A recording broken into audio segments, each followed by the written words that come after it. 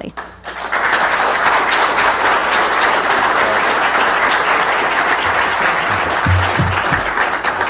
Thanks, Laura, for that wonderful introduction. And when we think about innovation in the State Department, some may think that that's an oxymoron. But I want to make clear that that is anything but the case. As Laura indicated, this is my swan song, or given our author this afternoon, my black swan song. But eDiplomacy really is an incredible team. I came in, we had 18 people, now we have nearly 80, and that growth has been with no increase in our budget. So we have to be very entrepreneurial to achieve that. And everything is a team effort, and I would actually like Isaiah and Tim Hayes, Isaiah Jew and Tim Hayes, please stand up and take a round of applause. Isaiah and Tim it is a team effort, but they are the drivers behind this. And also everybody who has worked in eDiplomacy, who is in the House, please stand up. Come on. You're going to seek these people out during the breaks. Tech at State is one of many innovations that we've done, and seek these people out, find out about some of the other things that we're working on. And I also, leadership from my home bureau, the Information and Resources Bureau of the State Department. I know that my boss, Janice Fedak, is here. Since she is my boss, I won't make her stand up. She's the Deputy Chief Information Officer, as well as Steve Taylor, who's the CIO, the Chief Information Officer, Assistant Secretary level. They've been supportive, and their support has allowed us to achieve what we've done. Now, how many of you have seen the movie Moneyball or read the book? So I just pointed out, okay, so about half of you. Really, in short, it's about an institution that felt it had found the path to success and talent, and then there was this disruptive upstart who challenged widely held assumptions to be able to succeed at lower costs. So what does this have to do with diplomacy? Well, 10, 20, or maybe 50 years from now, there are some widely held assumptions that we have today which will be proven to have been false. So what can we do to identify those earlier and act upon them? Now, questioning assumptions is nothing new.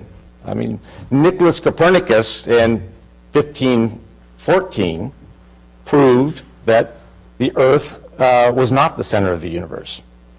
But it took nearly 100 years and the lens of Galileo to prove to others that that was actually the case. Continuing with the Moneyball analogy, Bill James wrote baseball abstract. All you baseball geeks know what this is, that used statistics to prove that there was talent and success in unexpected places. And those of us who are baseball geeks use that as an edge to get ahead in our fantasy leagues. But it took 25 years before the Oakland A's actually practiced this information in their 2002 baseball draft. So how do we compress the space between when that information is available and when we actually apply it? Well, together, we will explore this and try to identify how we can take advantage of new tools or existing tools to find those erroneous assumptions that underlie some of our premises of diplomacy. Now, the question is big data a Galilean lens that will help us be able to identify some of our erroneous assumptions? Or as Nicholas Nassim Taleb, our speaker this afternoon, says, is it just more noise that will distract us from finding what our real challenges are? Now remember, the luminaries that we have up here on the stage are meant to get your synapses firing. The answers are not on the stage, they are out there. So as you weave these conversations together today, in breakouts and lunch, and as we move forward, remember, actions and movement are up to you. So let the Moneyball games begin. Thank you.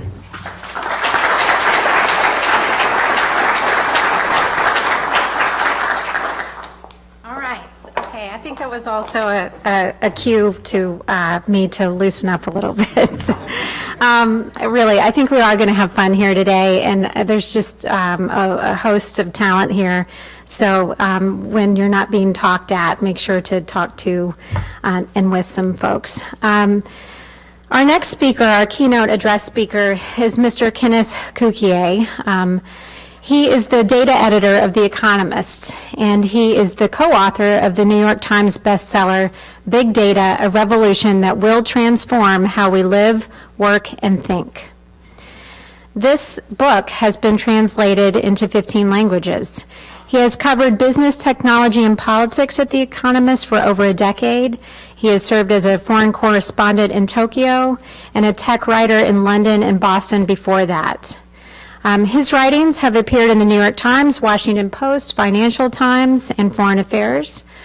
He is a frequent commenter on business and technology matters for media, including the BBC and NPR. And he's a regular speaker at industry events like the World Economic Forum meetings. He is a member of the Council on Foreign Relations and serves on the board of directors of International Bridges to Justice, a nonprofit organization promoting legal rights in developing countries. Please give a warm round of applause for our next speaker, Mr. Ken Cukier. Thank you, Lauren. Hello and good morning.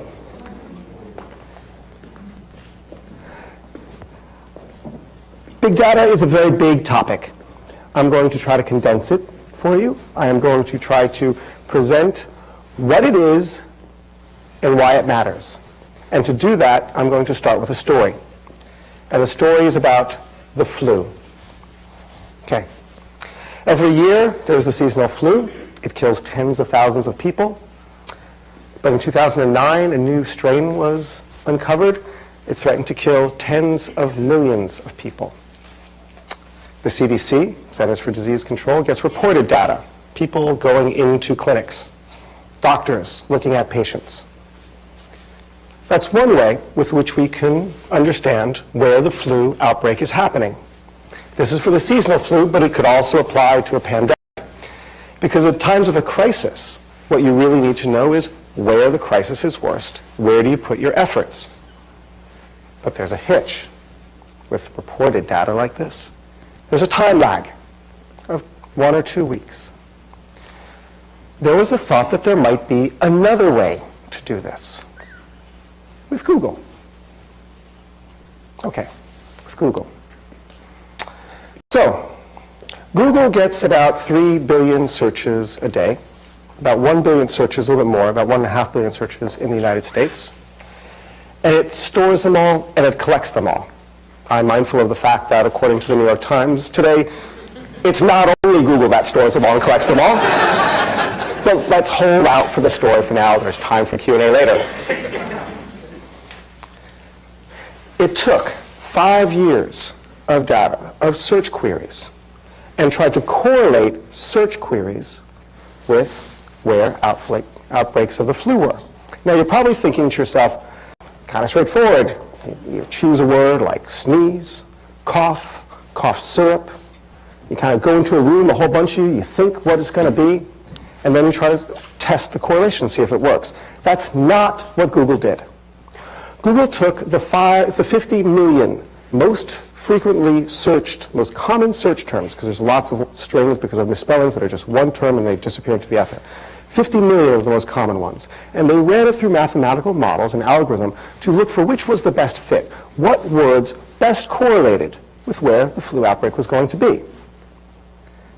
And after they did this 450 million times, they came up with something that looked like this. Behind me, what you're seeing is the CDC's data of where the flu cases were and Google's data of where the flu cases are. The point here is that it fits really well. It's a very nice match. simply by looking at old search queries. They could identify where the outbreak of the flu would be. How do they do this? Well, finally, the technology has advanced to such a degree that we can do this, and that's only part of the story. The second reason is the data now exists that didn't in the past, and now we can actually use this information in a way that we couldn't. Information that one might never have actually thought would serve as a signal. Most people, maybe even most companies, just a few years ago would have treated information as something that was used once, generated perhaps, maybe saved, maybe not, and disappeared into the ether.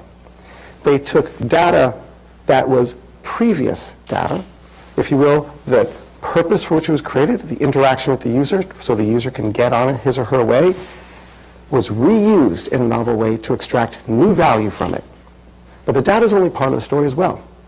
It also represents a mindset. And the change of mindset is that data is a new raw material. That data is a new vital economic input. It is a resource. It is the oil of the information economy. And that if we harness it in a clever way, in a humble way, if we listen to it, it can tell us its secrets. It can tell us things that we never thought we could learn from it before. We can take previous search queries and identify where will be the outbreak of flus in near real time. And so if another pandemic comes along, it might be something like Google's flu trends that actually helps public health authorities prevent it being a worse calamity than it might be. But data does something else. It goes to what Director Boly said. It also allows us to test our instincts. We tend to believe that we can understand the world by what we observe. And the men and women in Copernicus's day believed that as well. And in the 1500s, if you lived in Europe and looked far and wide, it was obvious to you two things. The world was flat. From your observation, how could it be other? And the sun revolved around the center of the universe, the Earth, because it looked like that in the sky. Now, I'm mindful of the fact that smarter men and women who had thought about it a little bit more deeply might have identified that that might not be the case on mere observation. For example, there is a retrograde orbit of planets. That seems a little bit strange. But at least that is what observation would have told a person. And it took a leap. It took tools like the telescope in Galileo's day and math in Kepler's day to be able to separate human observation from the reality around them. Big data, I think, is a Galilean moment, our generation's Galileo moment, with which to understand the world in a much more finer way, granular way, and complex way than we have in the past. Now, the art of diplomacy is based on qualities, not quantities. You vaunt. I know, I'm sort of part of your league. I'm a foreign correspondent. Well, not really part of your league. If I get it wrong, I run a correction. If you get it wrong, the consequences are a bit bigger. But we believe that by understanding human nature, that we can make decisions in the hurly-burly of the world, in a difficult place of chaos, that we can glean as much from Shakespeare as we can from an OECD report about how to interact with our homologues of other countries. When Keenan wrote his long telegram, he couldn't but resist reaching for Gibbon in the rise and fall of the Roman Empire. Now, I'm mindful that the State Department, ever pressed for money, did not allow Keenan to mention Gibbon in the long telegram, in the actual telegram. It was in his Foreign Affairs article under X. But nevertheless, the point is made. Diplomats tend to think in the world of qualities, and less so in a numeric, quantified way. But there is another way, and that's the Moneyball way. As Director Boly said, the story was about applying math and statistics, but there's another element to it as well. It's also really the story about an individual in an organization having to fight a courageous battle against a lot of people who are set in their ways, in their customary ways of doing things. And that really is the story of Moneyball. I know that because I'm in an institution that has a proud tradition and a long lineage. For 170 years, The Economist has been making its editorial decisions based on the judgment of the editors, and we're blessed that we have some very wise people throughout the organization. But it would be very unwise not to listen to the data too, to be blind to it. So what we talk about internally is literally, how do we Moneyball The Economist? But I'm not here to talk about that. It's about big data, and it's about what it means. So what is big data? In the past, in the last few years, I've been explaining to people what it is. Now, because it's so hyped up and the term is a lot looser, I have to go on stage and tell people that it's not BS. I'm going to try to do a little bit of both right now by explaining what it is and responding to the hype, because it's utterly hyped. But that's not the point. A way of thinking about big data is that when you change the scale, you change the state. That a quantitative shift leads to a qualitative shift. That more is not just more, that more is different. Okay. So is there a definition for big data? It might be this, that there are things that we can do with a large body of data that we simply couldn't when we had only smaller amounts. Now, I'm avoiding technologies because the technologies will shift. I'm avoiding larger and more granular definitions because just if we were to define the web in 1995 and in the year 2000, 2013, it would look very different. The cloud is not really the cloud, it's a metaphor. So too, the term big data is imperfect because it's not just the size, but that's a good place to begin. Let's think about the size of data in the world today. So in 1987, as you can see, the world was basically almost entirely analog information. And by that, that's LP records, cassette tapes, books, paintings, and it changed. Right? By the year 2000, many of us felt that we were living in the information society, but even then, the growth of digital information was quite small, and analog information represented basically 4/5 of the stored information in the world. This data comes from the University of Southern California, Martin Hilbert, who has done what I believe is the most rigorous study looking at the amount of information in society. But because digital data grows at such an exponential rate, it increased, and it increased still, until by 2007, you can see it was about 90 to 10. But it doubles roughly every 3 years. So in 2010, the purple part would be twice